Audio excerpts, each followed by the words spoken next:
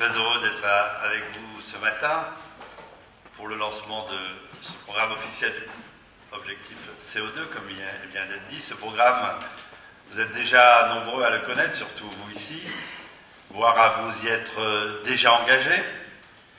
Il est pour moi une belle illustration des actions dont nous sommes assez fiers à l'ADEME, qui conjugue tout à la fois l'apport en expertise de l'agence avec le soutien de l'État et la mobilisation des professionnels. Vous le savez, le secteur du transport routier, ce n'est pas vous qui avez besoin de le dire, fait face à de nombreux défis. Pour n'en citer que quelques-uns, réduction des émissions de CO2, amélioration de la performance énergétique, réduction des émissions de polluants qui dégradent la qualité de l'air. L'ampleur de ces défis pourrait parfois conduire à baisser les bras, à se dire qu'il y a déjà suffisamment de sujets de préoccupation économiques et sociaux, on en parle beaucoup en ce moment, pour ne pas en rajouter. Qui plus est, dans un secteur où il n'y a pas de solution technologique évidente, eh bien non, ce n'est pas ce que vous faites, ce n'est pas la voie que vous avez retenue, vous, professionnels.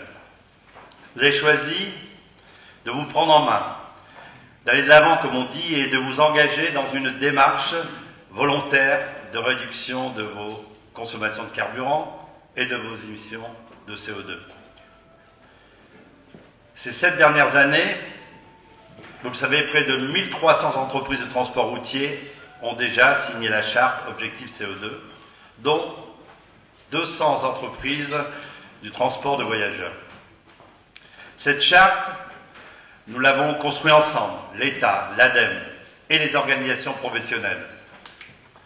Nous sommes très heureux du succès de cette démarche, même si on peut toujours espérer, et c'est nécessaire, une mobilisation plus forte.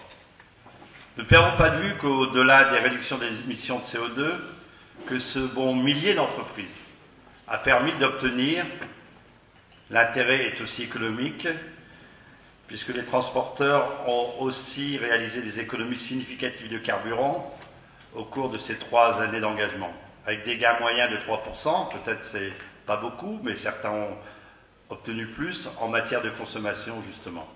Pour beaucoup, la démarche Objectif CO2 a aussi permis de fédérer en interne. Cette démarche de progrès a donc trouvé une pertinence, toute sa pertinence, tout tant en externe qu'en interne.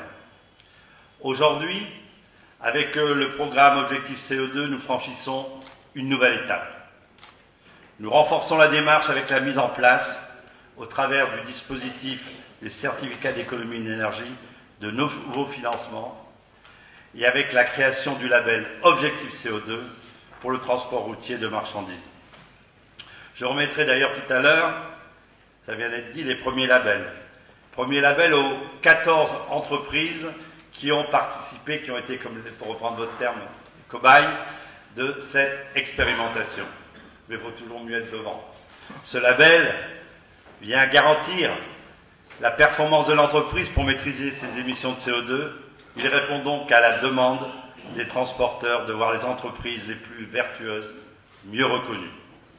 Il vient garantir la qualité et le sérieux des démarches Objectif CO2. Plus globalement, nous avons maintenant un programme plus lisible, plus visible, qui permettra d'embarquer, je l'espère encore, plus de transporteurs, beaucoup plus de transporteurs. Nous nous sommes donné l'objectif de 400 transporteurs signataires de la charte et 300 transporteurs de marchandises labellisés sur les 2 prochaines années.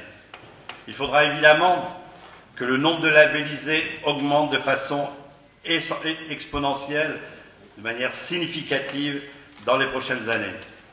Les équipes de l'ADEME, au siège comme dans les régions, y mettront toute leur énergie aux côtés des DREAL et des organisations professionnelles, nos partenaires.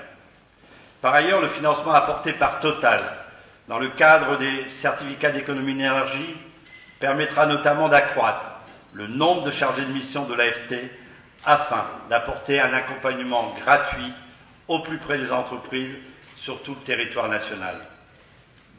Le programme Objectif CO2, je le disais, est une nouvelle étape. Une nouvelle étape dans l'accompagnement du secteur de transport routier, dans la réduction de ses impacts sur le climat. Il nous faudra, par la suite, l'ouvrir à d'autres impacts environnementaux. Nous avançons ensemble et nous devons être ambitieux dans nos objectifs et exigeants sur les résultats, car les défis de la lutte contre le changement climatique et plus largement de la transition écologique le requièrent. Mais je ne vais pas dévoiler l'intervention de Yann Tréméac qui vous présentera tout à l'heure plus en détail les perspectives pour la charte et le label. Je terminerai donc en remerciant l'ensemble des partenaires du programme Objectif CO2, le ministère de l'Environnement, de l'Énergie et de la Mer, les organisations professionnelles représentant les entreprises de transport, Total, les entreprises et bien entendu l'AFT qui est aujourd'hui investie dans le dispositif et sera chargée de l'animer. Avec ce label, l'ADEME s'inscrit avec enthousiasme dans l'un de ses cœurs de métier, à savoir l'accompagnement des acteurs, la co-construction avec eux d'outils et de démarches en faveur de l'environnement, leur expérimentation et leur mise en œuvre. Soyez sûrs que l'ADEME aura à cœur de faire que ce dispositif soit une totale réussite. On vous y accompagnera pour le réussir. Je vous remercie de votre attention. Merci, Président.